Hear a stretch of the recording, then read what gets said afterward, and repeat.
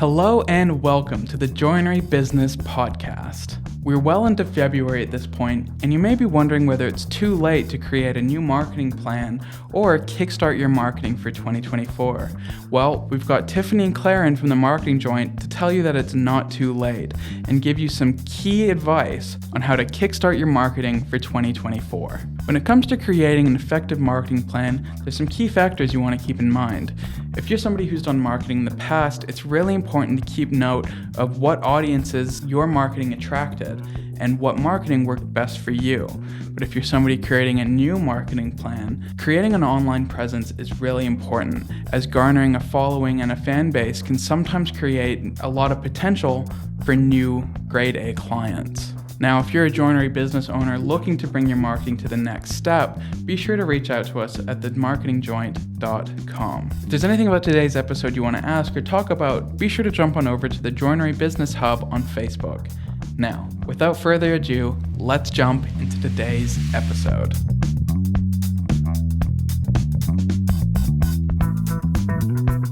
Okay, so hi everyone. Welcome back to the Joinery Business Podcast. This is one of our first episodes back in 2024.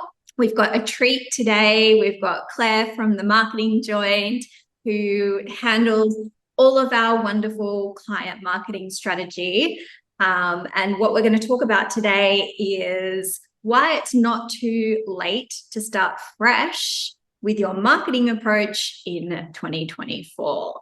How are you going, Claire? I'm good. Hi, guys. Thanks for listening to our podcast and happy 2024. A few things that we're going to talk about today. Kicking off your strategy is really, really important, and making sure that you have a plan at least for the first quarter as you kick off 2024, even though it is February. So we'll talk about three key things today. The first thing is reflecting on your success and some of the key metrics that are important from the year that's just gone by. I think that, sometimes we get too lost in data. And so what I want to talk about, get Claire, your perspective on today is what actually really matters. Like, what are the metrics we really should be looking at? Yeah. Setting goals. What are realistic goals? What do they look like? And, how we can set KPIs for those goals as well, because, KPIs are different to goals. And then also your branding. How is your branding actually helping you achieve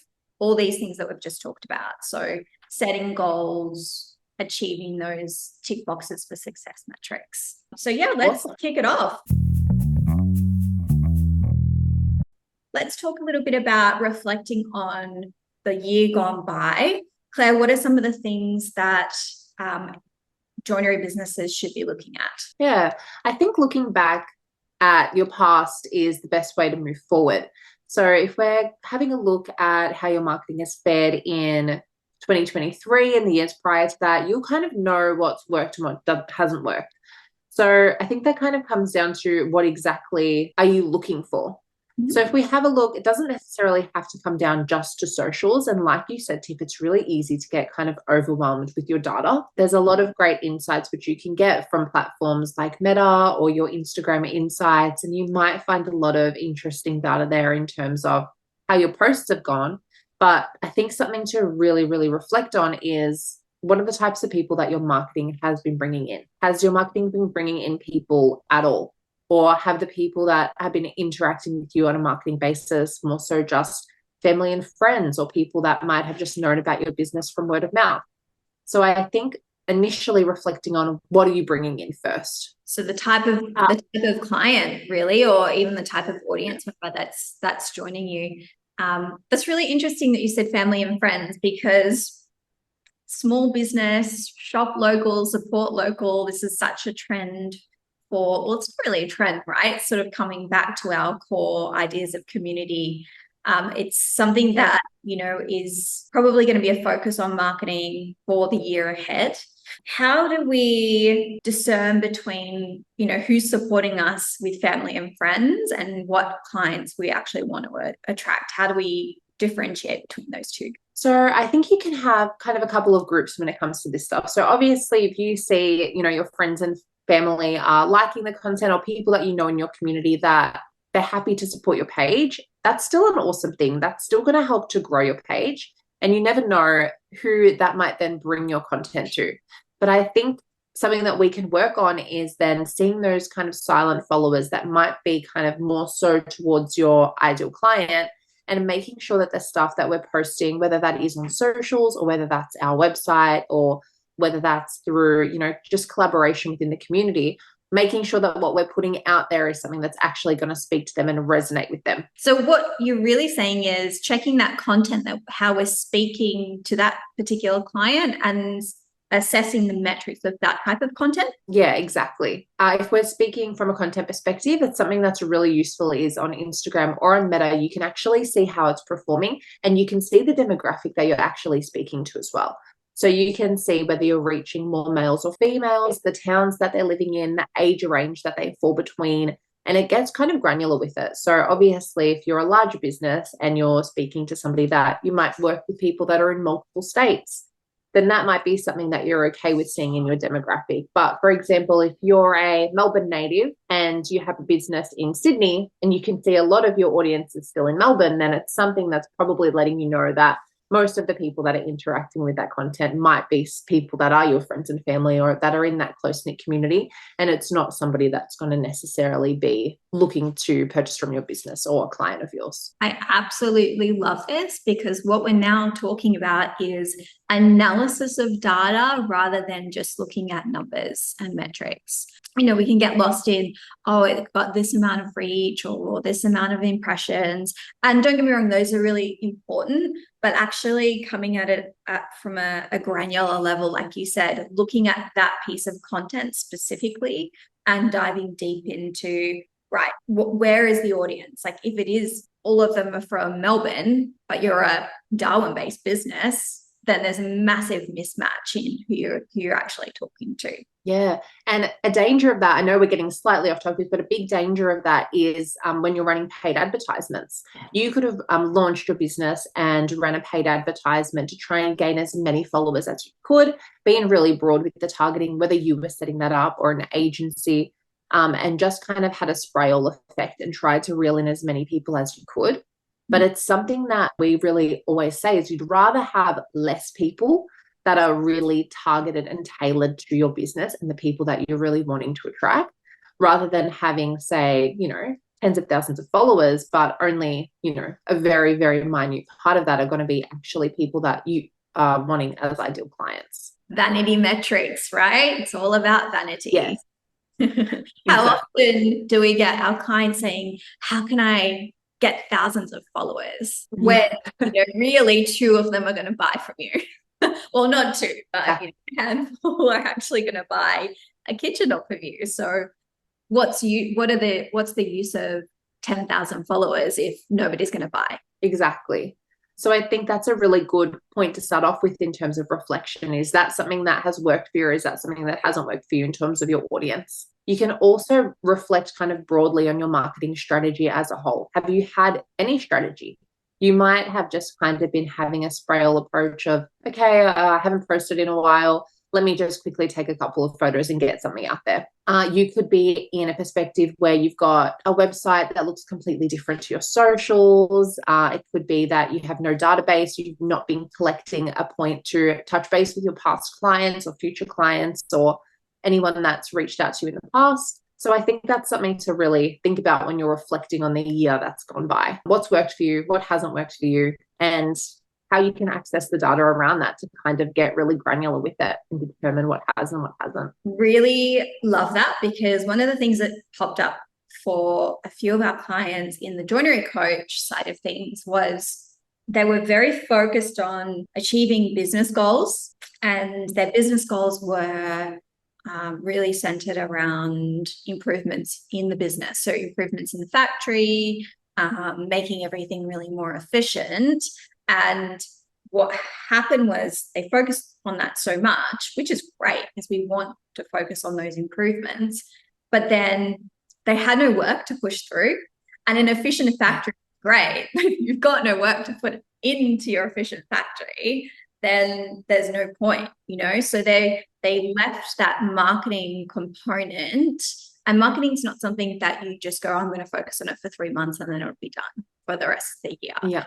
It's ongoing. The strategy is ongoing. We always need to fine tune things. So, making sure that setting up these goals, and now we're going to, switch into part 2 of the 3 parts of this podcast, is let's focus on goals. How do we set goals? What do goals look like? And what are realistic goals, essentially? What are some of the things that you're seeing from the marketing agency side of things from clients that have a strategy in place? Because I know that sometimes from a coaching perspective, a goal is just simply having a marketing strategy at all, setting something up, or setting up a website, setting up social media, and getting those posts happening, even if it's just once a week for that client, if that's an achievable metric. What's something you're seeing from a perspective of you've already got something going in place? What are the goals there? Yeah, I think that's really awesome that you've said that, because something that we've seen be really, really diverse across the marketing joint. Every business really has super varied goals, and that's because they've kind of got that baseline of marketing always going out. Like you said, it's not something that we can really just touch on when we want to hit these goals. It's something that's kind of always burning in the background, especially when we're working with attraction-based marketing. It kind of really does vary client to client. So we have some clients that are quite sales focused. They might want to have a certain number of kitchens or a number of projects that they want booked out for the year. Then we have other clients that kind of use their socials or their online presence more so as a portfolio. They might already be working with some really good people, and they might just want a place that they can showcase the beautiful work that they've done. Should anyone be interested, they can kind of come in and have a look at it and have that place that's online that really speaks to them and that's about them. We've got clients that are really happy with the amount of leads that they have coming in, but they'd really like to grow their team. Yes. So they look at marketing from a recruitment point of view, and their website is really tailored to careers and what it means to work at their company and the type of people that they are. So it really, really varies from client to client. And that's something that we do really awesome at the Marketing Joinery, is tailor our content and the stuff that we put out, whether that's on your website or whether that's on your socials, lead magnets and everything like that, to speak to those goals. Yeah, I really love what you've said around recruitment, because it is something that in our experience really gets lost. It's almost not a strategy until you have to hire someone. Growing the team is great, but also, showcasing your team it's good for customers as well, because they get to see who they're working with, let alone, potential team members coming in to see what the actual business culture is like. So recruitment, team, showcasing the people in your business is definitely a focus for a lot of our clients, but it also should go hand in hand with that ongoing strategy, that ongoing marketing strategy. And then we dial it up when we do have to recruit someone into a specific position. We've got that, join our team, this is the role, and this is how these are the platforms we're going to utilize to attract that new member into our team. Yeah, absolutely. Like, for example, if you're happy with your lead flow and the amount of projects that you have coming up, but your socials is more so just showcasing the product, but you'd really like to grow your team and you're lacking that people focus, then that might be a goal that you might want to set after reflecting on where you've gone wrong. On the flip side, if you've got your team and your factory efficiencies are all in check, and you would like to really bring in some ideal clients, and you might be working from a residential capacity, but your social media or your website might just have photos of kitchens that are really beautiful, but not staged, and they don't have people, that's still not really speaking directly to your ideal client. So I think regardless of where you're coming from, it's really, really important to have that people focus on your socials and on your website, because people buy from people. People want to envision themselves in the space or envision themselves working with somebody. So I think that's something to really reflect on as well.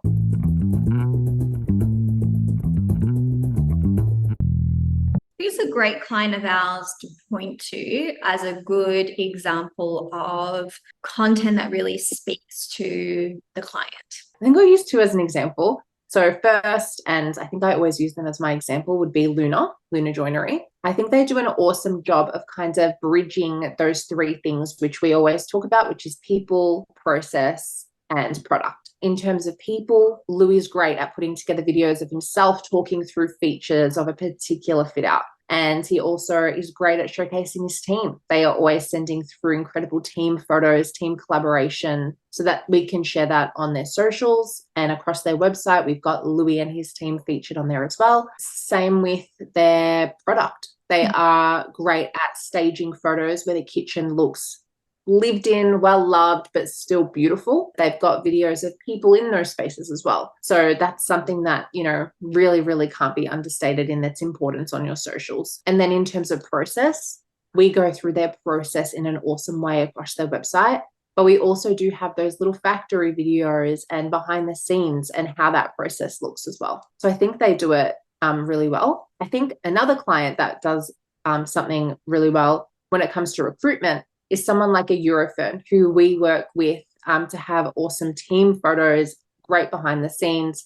And we're in the process of working with them around video content around their team and the recruitment process with them too. They've also got a careers page that's always open on their website, and they kind of made it clear that they're always open to those applications. As a big business, they're looking for that ideal employee. Two very different clients. One's quite a small local Melbourne business, and the other one, Eurofern services, actually quite a wide commercial industry and residential industry, actually, because they do larger projects there in Queensland, and I think all of Queensland and northern New South Wales. So they're like 30+ employees there. So it's really interesting to see their diverse needs of those businesses and how you've been able to tweak the content, tweak the messaging to reflect the goals that they want to achieve based on the reflection that they've had for the past year. Yeah, absolutely. So next up is branding. We're going to talk about the brand and why curating your brand and having content out there is, to reflect the brand is really, really important. So what are some of the big takeaways that you would tell any startup joinery business? Like let's say 3 things. What are 3 things that they should be focusing on around brand if they're a startup joinery business or they're just starting their marketing journey? I think number 1 is ideal client. So I think once you know who you're speaking to, you can really tailor your brand to them. Well, obviously, you still want to be authentic to who you are, have a bit of personal touch in there and making sure that you really love your branding and you love how your brand is being portrayed.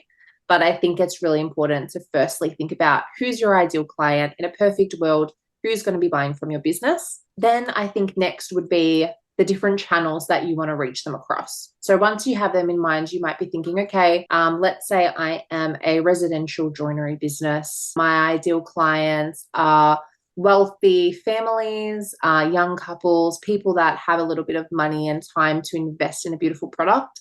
Where are these people going to reach me? And what are the channels that I could reach them across? And how can my brand best work across these channels? So I think if you're looking at your social medias, you want to be creating something that really speaks to that type of person. If you're making a website, you really want to have a customer focused website that's going to take them through a particular journey. If you're looking at a lead magnet or something that you want to bring somebody in, you have to consider them, consider what might have been their pain points in the past. What's something that you can see them encountering some trouble with another joinery business, and how can I optimize myself for that? And something else that I think is really important to think about is the community. Where are you going to reach these people in the community? What are some touch points or some other industries that they would also be interested in that you can somehow capitalize on through your branding and through your marketing? Then I think thirdly would just be overall look and feel. So keeping those things in mind, keeping in mind all the channels, keeping in mind your target client, how can you represent your brand? So this is, and I think Tiff would agree, it's one of the most fun parts, I think, when you're in this stage of planning out your marketing. Making sure that everything's really cohesive and everything's really beautiful across all of your marketing channels. So that could be, your logo, your color scheme, where even if your office or your factory is situated in a prominent place around town, how are you presenting yourself to the public from that perspective as well?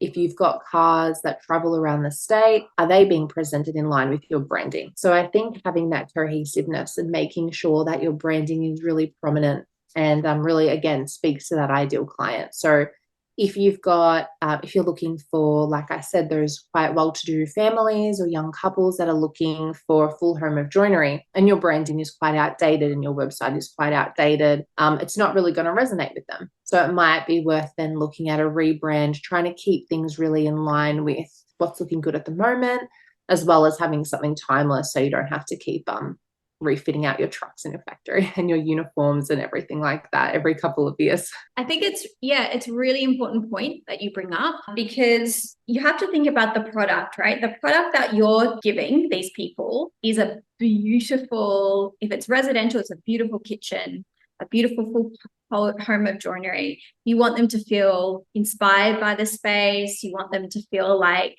design aesthetically, it's really seamless. And what's worse than jumping onto somebody's socials, a brand that you're trying to entrust with the design of your home, like all the joinery of your home, and their socials are just awful. It kind of shows that you don't care about your brand, and it builds a level of trust. It says, well, if they don't care about what their own brand looks and feels like, there's no ways that they can achieve that for my house. So I'm going to go with the joiner that is, brand proud. They're happy to post beautiful images. They're happy to take the time to, show this, because they, are proud of their work and they can achieve that level of aesthetic, if you would please. And I know that there is a level of marketing strategy that says don't worry about the aesthetic, and that's a valid point as well, where you're just maybe speaking to camera or you're walking through the factory and there's a little bit of mess here and a little bit of mess there. That's fine, because that's reality and that's what you're dealing with every day. But we want to inspire our potential customer, and the only way to do that is to take care and consideration when you're creating your content. Yeah, I'm sure everyone listening does take a great deal of pride in their work. And it's just having a way to showcase that and be true to your business and be true to that brand that you want to curate. Because at the end of the day, like you said, this is people's homes or people's businesses or people's relationships with other business owners that they're wanting to uphold and maintain. And I think at the end of the day, it's a creative industry, and social media is just another way to really get creative with it, have a bit of fun, and showcase all the beautiful stuff that you can do. It doesn't need to be complicated. We've done podcasts in the past as well, which touch on, easy ways to stage a kitchen and the ways you can make your content look really beautiful without breaking the bank. So it doesn't necessarily have to mean, getting a team of photographers or a videographer in, and it doesn't have to be this crazy, scary thing. It's more so just thinking about who that ideal client is, speaking to them and creating something that is really going to resonate with them and make them feel excited to work with you. Totally agree.